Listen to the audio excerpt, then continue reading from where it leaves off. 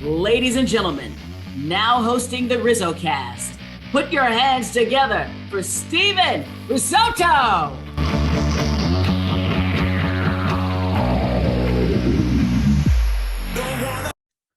What is happening, everybody, and welcome. This is episode number 107 of RizzoCast. I'm Steven Risotto, and today we are joined by a former Major League outfielder who played in parts of 11 seasons at the big league level from 2008 to 2018 with the Twins, Nationals, Giants, Rays, Mariners. You may recognize him. It is Denard Span. Denard joins the show.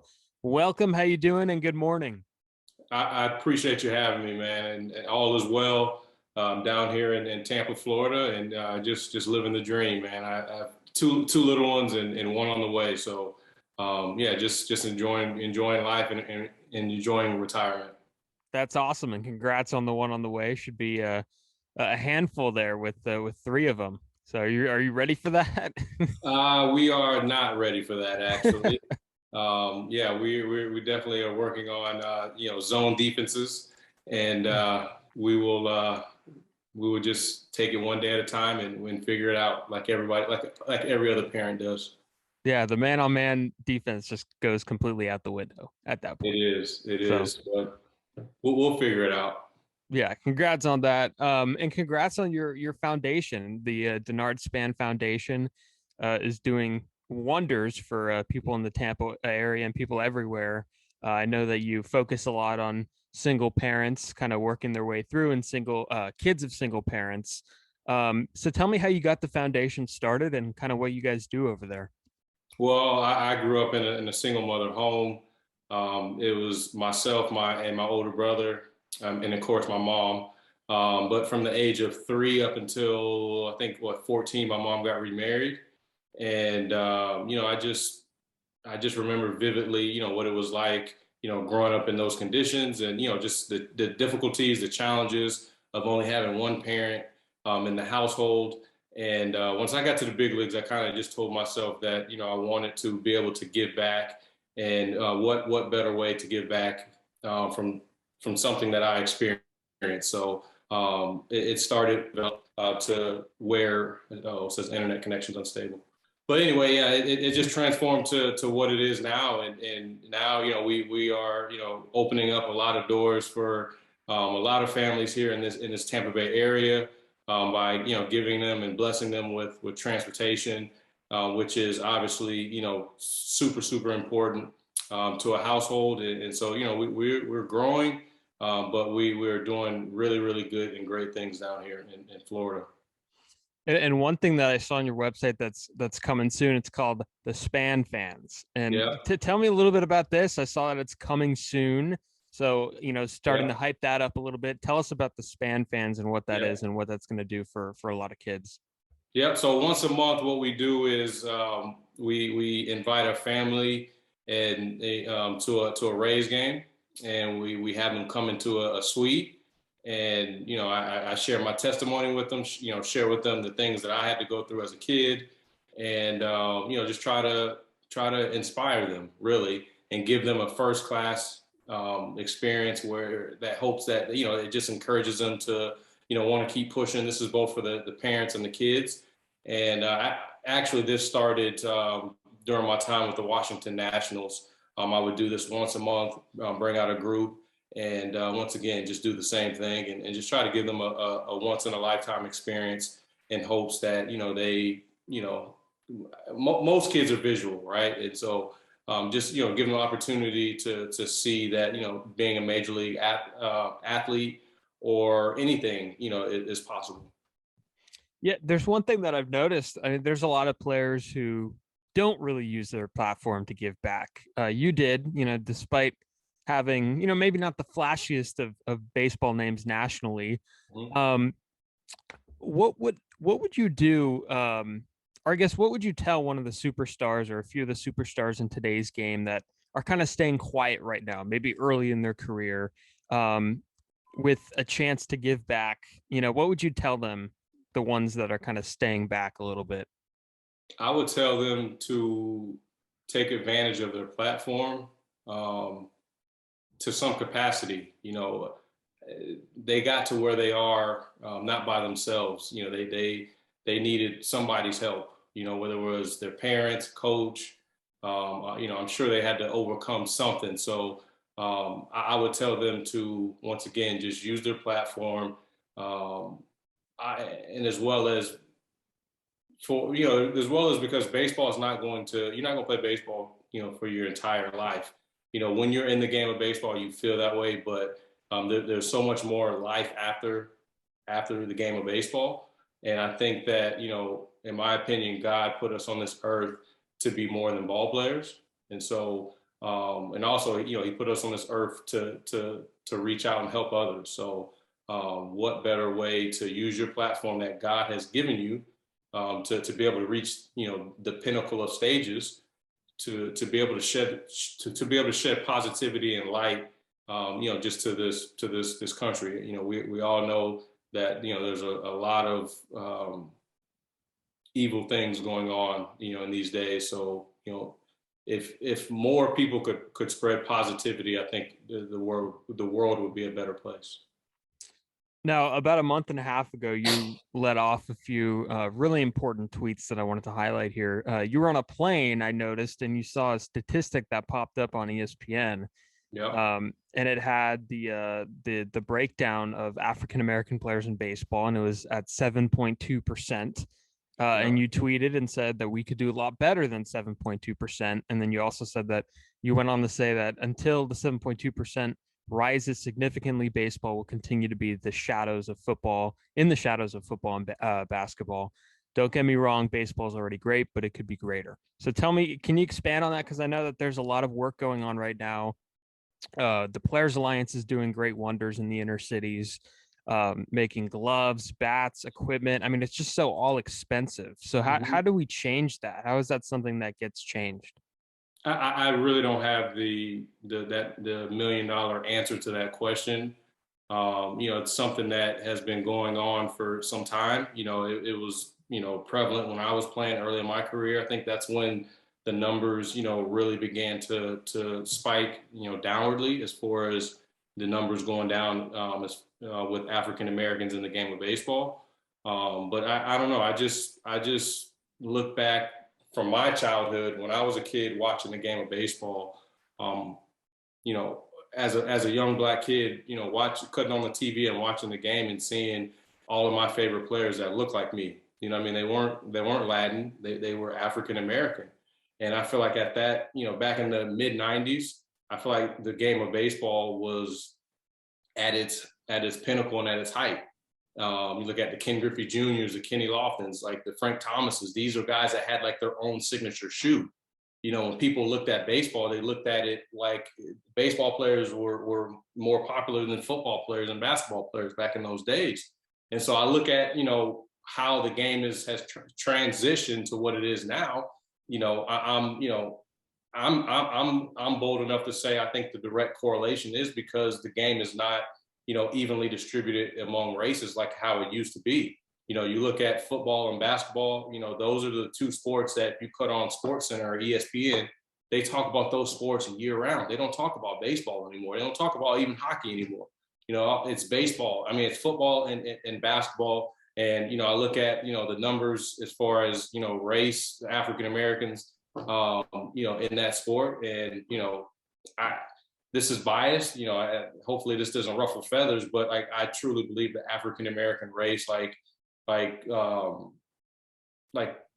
trends the culture, if you will, like with the music, fashion, and stuff like that. And so, I just think that until that number goes up from 7.2%, I just think that the game of baseball is just going to, be what it is. Once again, like I said in the tweet, it's a great game. It really is. I love the game of baseball. Like I would not trade my journey and my path for nothing. Like I played all three sports coming up, and I probably could have went the football route, but I'm glad I played the game of baseball because I just truly believe that it is an unbelievable and a great game.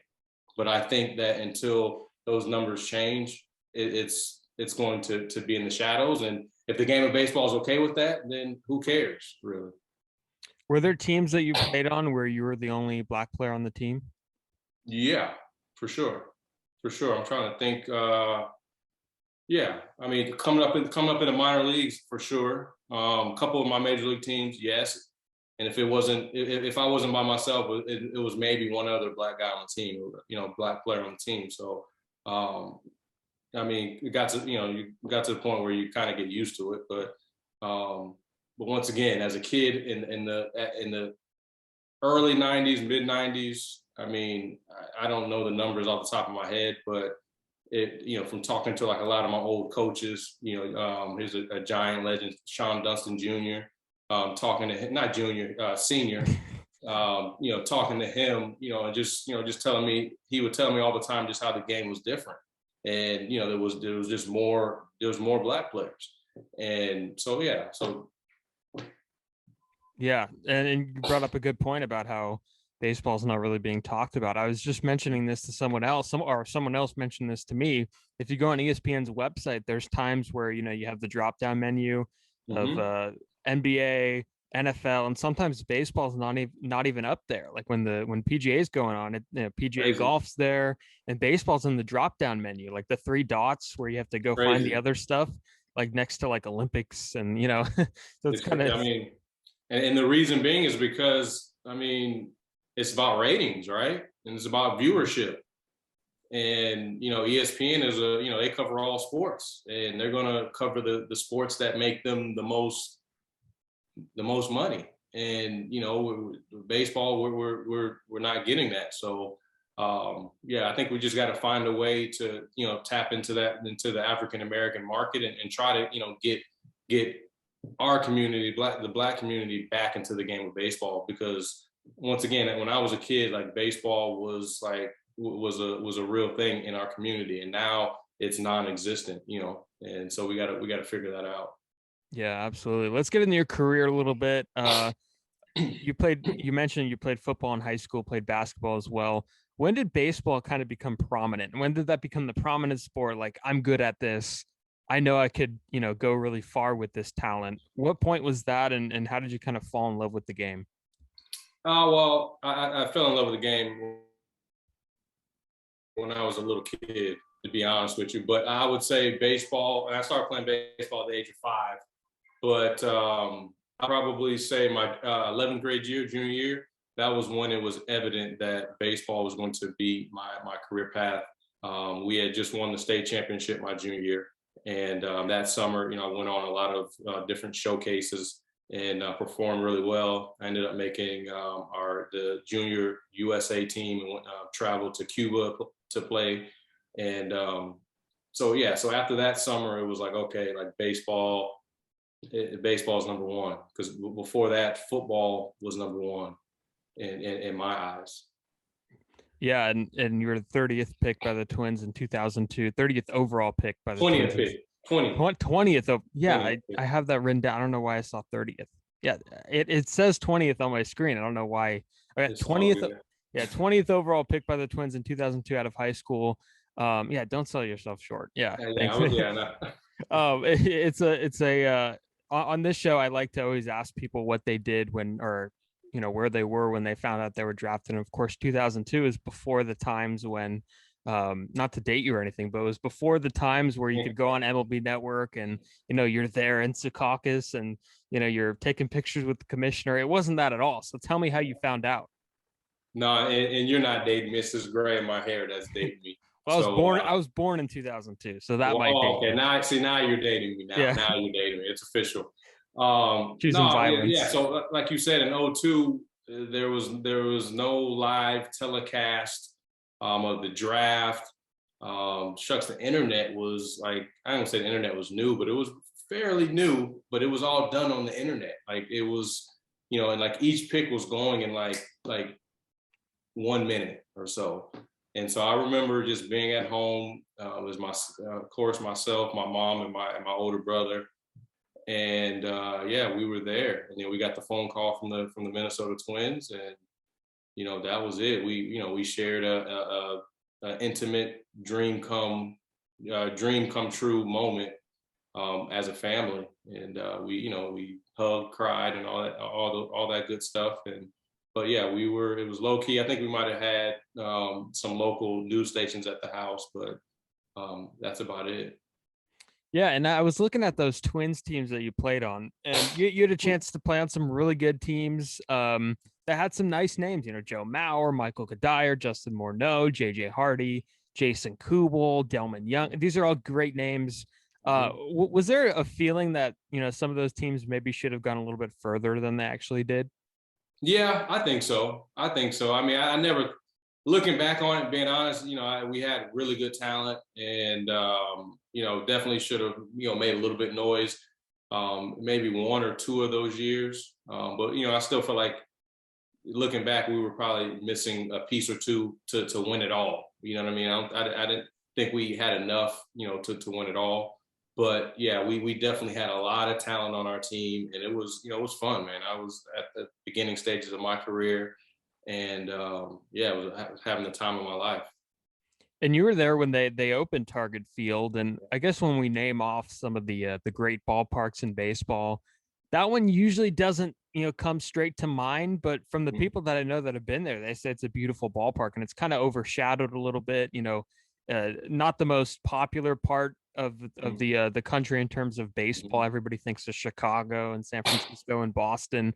So I want you to hype up Target Field a little bit. Tell us about kind of what's impressive about it and your memories of when it opened. I'm trying to think. I played there for 3 years, so 2010, 11, and 12.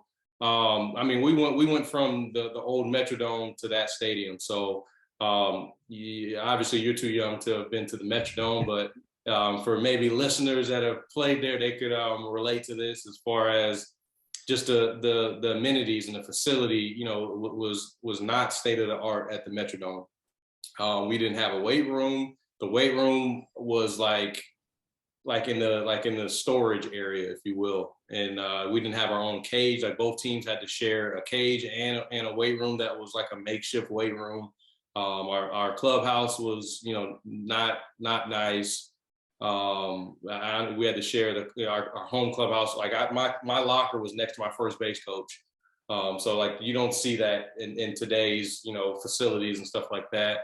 So as far as just moving from the Metrodome to Target Field, the first thing that was noticeable was just our clubhouse, our cafeteria. We had a state of the art weight room, training room was unbelievable. We had just all the different types of cold tubs and hot tubs. We had the treadmill in the water, which was back in 2010, which was a big thing. Just all around, just was a beautiful place to play. And I've gotten an opportunity actually to watch a game there post career, and it is it's a beautiful place to watch a game, and it's really nice. So, but like you said, I think because it's not in a sexy market, you know what I mean? It's in Minnesota. It's easy for people to overlook it. What is your favorite ballpark out of everything? Nationally, you like, played in both the national. all the time. Yeah, people ask me that all the time. I'm like, it's hard for me to pinpoint just like one ballpark that I like just absolutely love. Like, I can probably name 4 or 5 off the top of my head that like stuck out the most. And I would say Pittsburgh is a sleeper as well. The Pirates Stadium is a sleeper. Just the whole like cityscape downtown. You see the bridge and stuff like that. I mean, they don't draw many fans, so it's kind of not is not the best atmosphere. But I like Pittsburgh. I like Wrigley.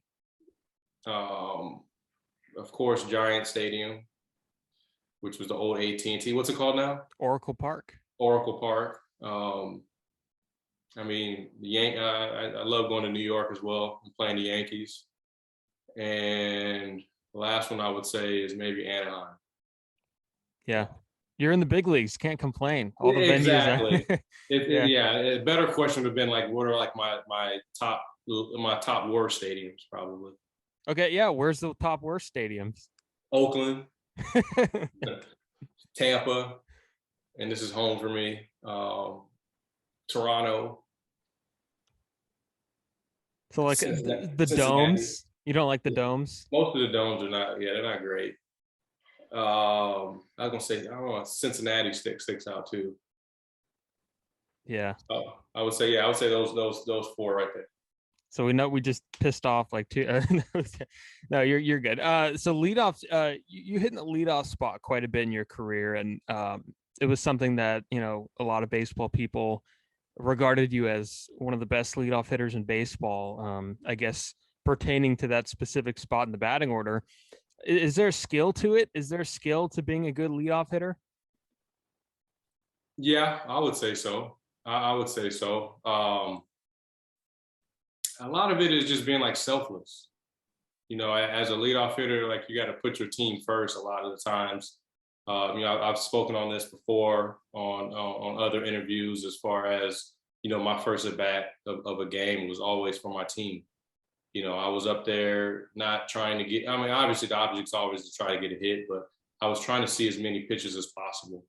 Even if I got an out, but I saw at least 5 pitches, that felt like a hit for me because I gave my team the opportunity to, see the other pitchers, maybe hopefully all of his pitches in the first inning where most starting pitchers don't want to show you everything, that first time around. And then also I was able to come back to the bench and, give them information on what I saw. So I think, that's one part of it. Another part of it is like not being afraid to hit with 2 strikes, being able to,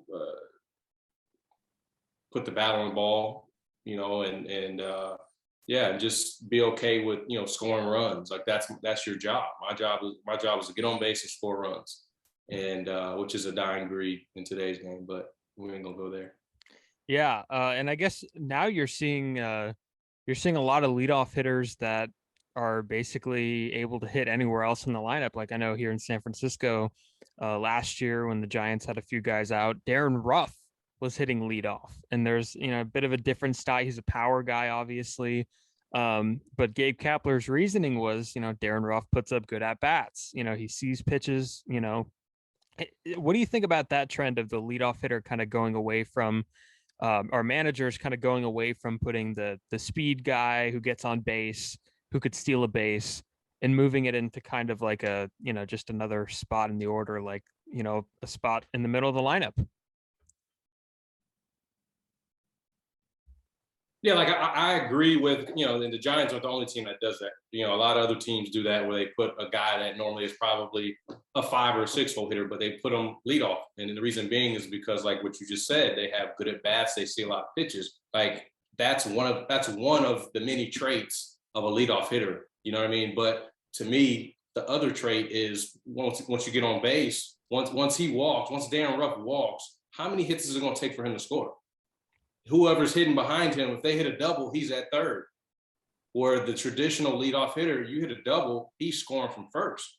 Or he's stealing second to get in scoring position. So now it only takes a single, to get him in. So that to me is where it's like I'm on the fence about, you know what I mean? I don't, that's where the game has changed. And the singles type hitter is not valued like it used to be, you know what I mean? And the speed is not valued like it used to be. But that to me is baseball. That's, manufacturing runs that, you don't see as much in this game. But I think that give it some more time. I think it will get back to that. You know what I mean? I think at some point I think the game is going to realize that, hey, like that's, manufacturing runs and, it's difficult to score runs. So you have to bring that element, back into the game. So I think it'll settle somewhere in the middle where, a guy has to be somewhat athletic, you know what I mean, in order to, be in those first 2 spots of the lineup. Do you think we're going to see base stealing come back? I think so. Once again, I think that's another, I think the game, obviously in the last, 4 or 5 years has gone through a transition of, the home run and the launch angle and the analytics and stuff like that. And I'm all for it, you know what I mean? But I think there's still another element of the game, old school game, that the game was played a certain way for a long time. So I think that at some point, the new school, the analytics, and the old school is going to have to, meet in the middle. And right now, I don't think it's more like 75-25 or 70-30. But I think at some point it's going to have to be, even if it's 65-35 or 55, what's my math? 55-45. It's going to have to, come in that range. And I think once it does that, then I think you'll start to see, more base stealing, more sack bunts and more base hit bunts and stuff like that. And, you're a guy who was a really good defensive center fielder, and I'm sure took a lot of pride in your defense out there. Is there anybody that you watch in today's game in center field that, kind of catches your eye? I know you got a really good one there in Tampa. Is there anybody else? Kiermaier, he's the main one and maybe that's because I don't, honestly, other than the Rays, I don't watch a whole lot of baseball. Their local team, I actually work for the Rays. So I would say him, Brett Phillips, he's a good outfielder as well. I feel like I'm obviously missing. I feel like the center fielder for the Cardinals is really good. Was it Bader? Harrison Bader, yep. Yeah, I've seen him make some nice plays. Off the top of my head, I can't think of any other. That's honestly because I don't watch a lot of baseball other than what I said. Yeah, no, for sure. And then kind of continuing on your career here, you went to Washington after the 2012 season in a trade. Was that a trade that you saw coming, or was it kind of a shock being traded to DC?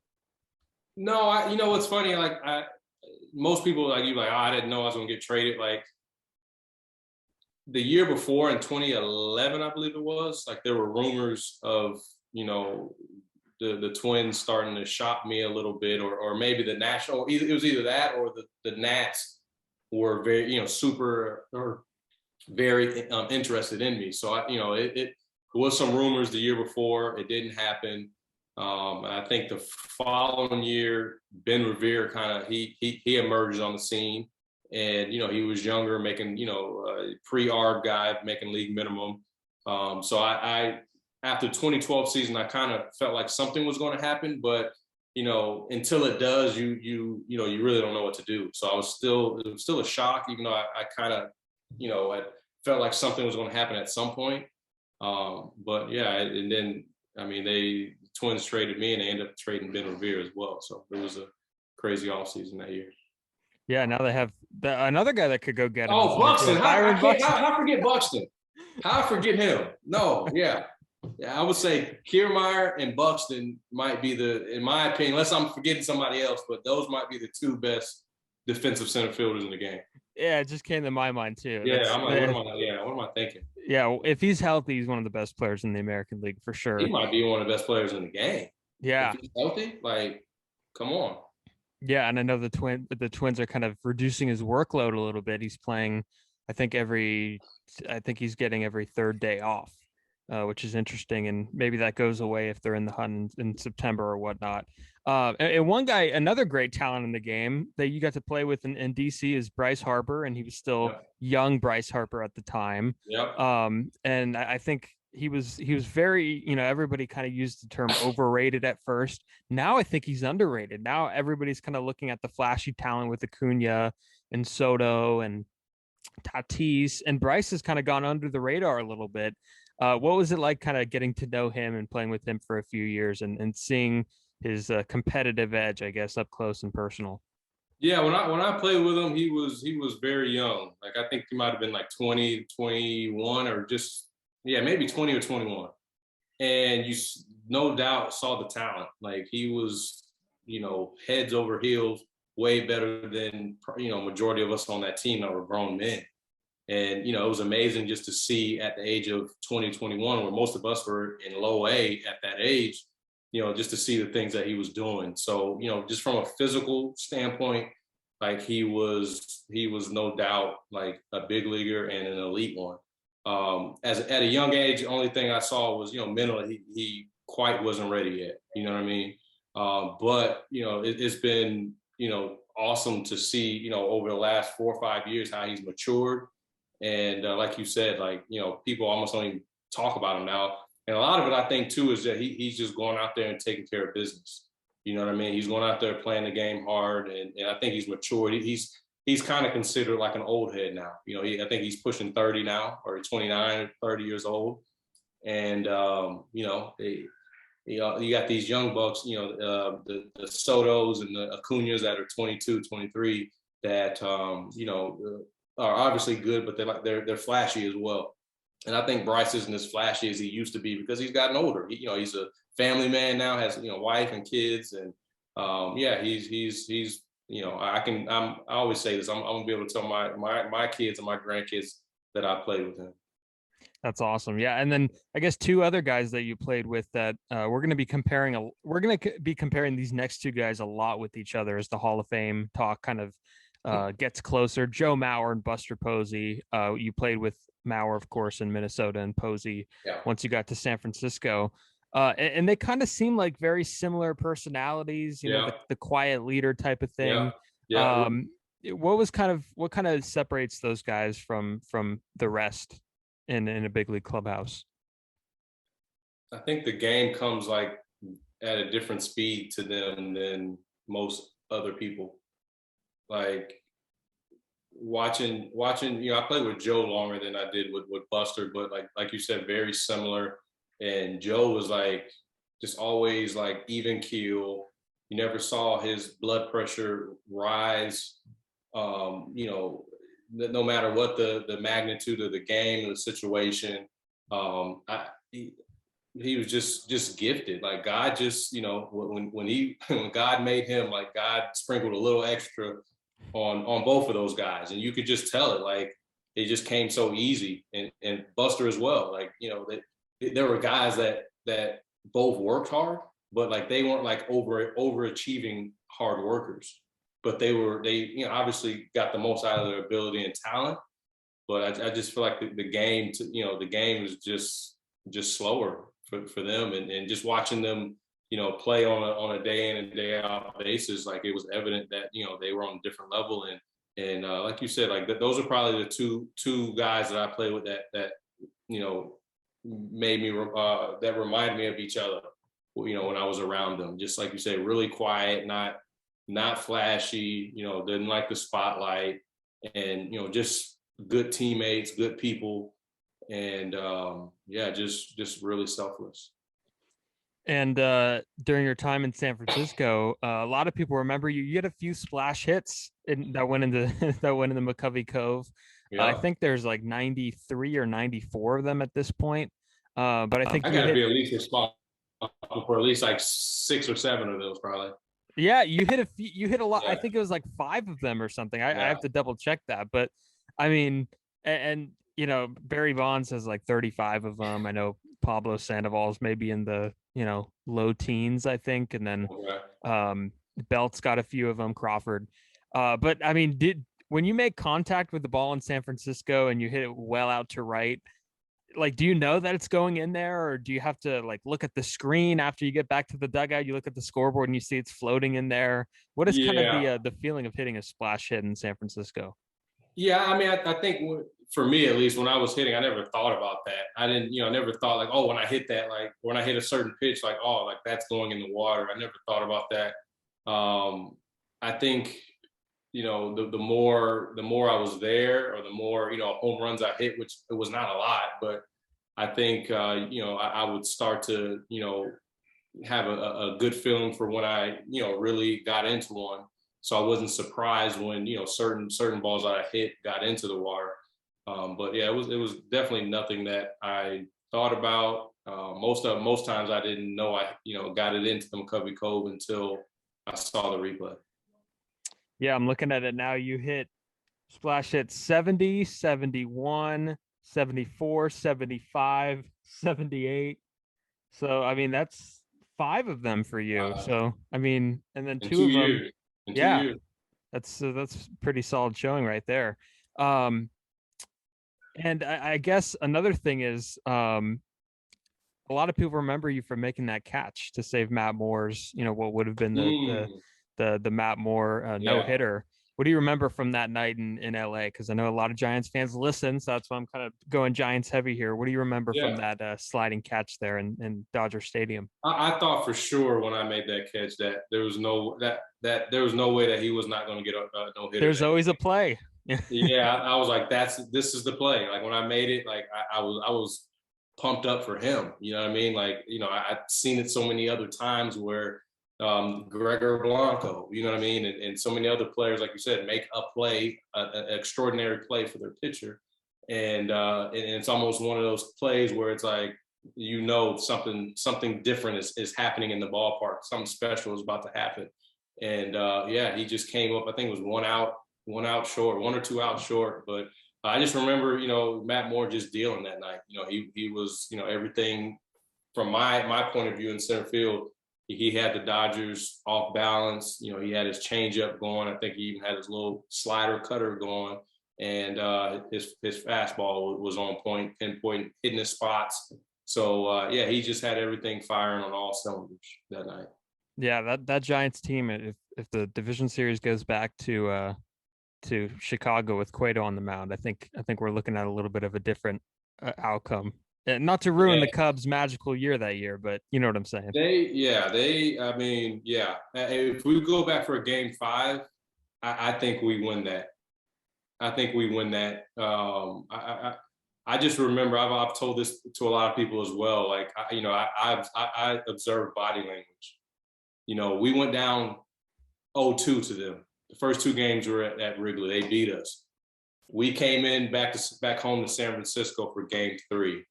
And you could just tell, our dugout was by, on the third baseline. And you can just, I remember just seeing Chris Bryant, at third base. He was, full of energy. So the whole team just had their swag. It was because they were up 2-0. You know what I mean? So we win game 3. It's 2-1. So the next day, it's like they're still feeling good about themselves. They're still in control. But it wasn't the same energy as it was the day before. But they were still confident. Don't get me wrong, and which they should be. They're up 2-1. They're still in the driver's seat.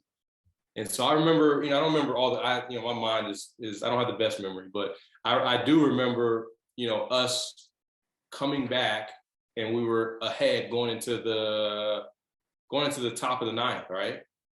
Yeah. And we had it was been a back and forth game that game, and I think we took the lead, and I think we're up by 2 runs, maybe 2 or 3 runs. Yeah. Going into the top of the 9th, and I remember in the bottom of the 8th, looking at their body language on the field. Yeah, they came back and beat us, but I vividly remember looking at Chris Bryant and the shortstop Baez. I think he was playing short tonight, but I remember Chris Bryant for sure. And their body language was totally different because they knew they were in trouble. It went from 0-2 to now it's about to be 2-2. And if we go back to a game 5, anything can happen. But I always tell people that, if we would have pulled that game out, I think we I don't want to say we would won the World Series, but who knows? Anything could happen. But it would have. I think we would have won that series for sure. Yeah, with Cueto back at Wrigley for game 5 there. Yeah. And then I guess after the season, the Giants, or after a little later on, I think you played another year there. The Giants dealt you back home. You're going back home to Tampa Bay. Yeah. I mean, what was that like playing for your hometown team? Because I know you kind of grew up going to games in Tampa. And I guess the real question is, and the most important question is, how many tickets did you leave for all your family when you were there? I lost count. Like, it was, especially opening day. I left a lot of tickets for opening day. It was just a special moment, special time. It was something that I always dreamed of doing, or talked about in my to myself about wanting to come back and play for the Rays. Maybe my last year or something like that as a free agent. But at the same time, that's just kind of like me, myself just dreaming. I never thought that it would actually come into fruition, and but for it to come into fruition, and for me just to be able to play in front of my mom, in front of a lot of my high school coaches and little league coaches, people that hadn't seen me play baseball since high school.